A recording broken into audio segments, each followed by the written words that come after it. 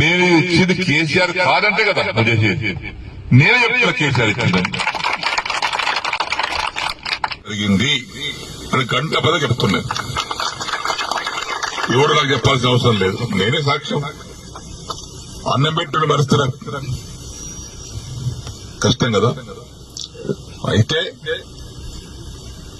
రాజకీయ కొంతమంది దౌర్భాగ్యాలు చేసినటువంటి బాధల వల్ల నేను కొంత నిర్ణయం తీసుకుని మారాల్సి వచ్చింది. అన్ని హామీస్తున్నా 6 మాసాల్లో కూడా పూర్తి చేస్తాను. ఇవన్నీ కడువ కప్పుకున్నా. ఆ కడువ కూడా జాతీయ కడువ కప్పుకున్నా. నయమైంది. ఈ కోర్టు కేసులు ఉన్నాయి మా మీద కోర్టు కేసులు నడుస్తున్నాయి.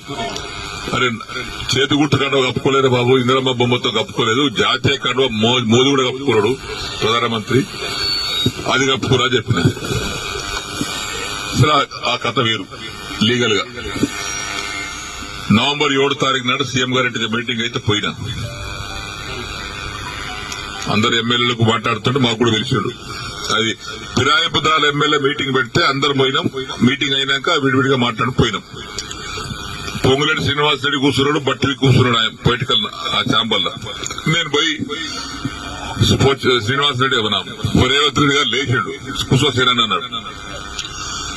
ఒకటి అడిగితే సమాధానం చెప్పినా కూర్చుంటా అన్నా. ఏందన్నాడు, నేను నీకు 21 జూన్ నాడు నాకు కండువ కప్పిన రోజు నాకేమైనా పైసలు ఇచ్చినావా, నన్ను ఏమైనా కొన్నావా, కట్లట్టు వస్తున్నా కొన్నావా చెప్పు, నాకేమైనా ఇద్దరు ఉన్నారు, నన్ను ఏమన్నా నా ఎమ్మెల్యేషిప్ కొన్నావా, నన్ను కొన్నావా చెప్పు, నేను అమ్ముడు పోయినా నీకని చెప్పినా. లేదు పోలేదు, ఇయ్యలేదు. నేను దేనికోసం వచ్చినా, ఈ సమస్య కోసం వచ్చినా. ఏమైనా అయిందా, ఏం కాలేదా, ఏమైంది, 100 కోట్లు ఎస్డీఎఫ్ ఉంటే 30 కోట్లు ఇచ్చారు. తర్వాత బంద్.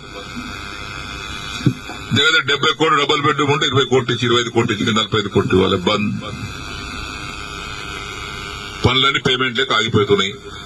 ఆ కాంట్రాక్ట్ పని చేయమంటే పేమెంట్ ఇవ్వమని అంటున్నాడు. దవాఖాన బాన్సుడు బంద్ అయింది, కోర్టు బంద్ అయింది.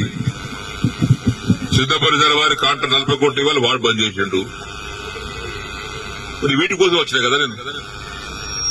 లేదా బట్టి గారు చిన్న దగ్గరికి ఇలా లిస్ట్ మొత్తం తీసుకోండి, ఆ లిస్టు తీసుకొని 2 సార్లు ఇచ్చేయండి, ఒకసారి కాదు కానీ. ఇక పొంగులేటి గారు ఆ లిస్ట్ తీసుకోండి, 2 సార్లు మీరు ఇచ్చేయండి. ఇచ్చిన తెల్లారి ఫోన్ చేస్తే బట్టి లేబట్టాడు, పొంగులేటి లేబట్టాడు. ఏమని చెప్పుకోను నేను. మళ్ళీ అసెంబ్లీ జరుగుతుంది జనవరి 4 తారీఖు నాడు. ఆ ఛాంబర్ లోపల తీసుకుపోయి మీరు చెప్పారు కానీ బట్టి ఇవ్వలేదు, పొంగులేటి ఇవ్వలేదు, నాకు రూపాయి ఇవ్వలేదు. రూపాయి ఇవ్వలేదా, ఇవ్వలేదు. వేం నరేందర్ రెడ్డి గారు బయట పిల్లలను పిలిచాడు. ఏమన్నా సీనన్న బాధపడుతున్నాడు, అది ఇంకా పేమెంట్ కాలేదట, నువ్వన్నా మార్చిలో కూడా 3 విడతలు ఇప్పి. సరే సరే ఆయన తీసుకుని ఆయన వెళ్ళిపోయాడు. తెల్లారి వేం నరేందర్ ఫోన్ చేస్తే ఆయన లేపడు.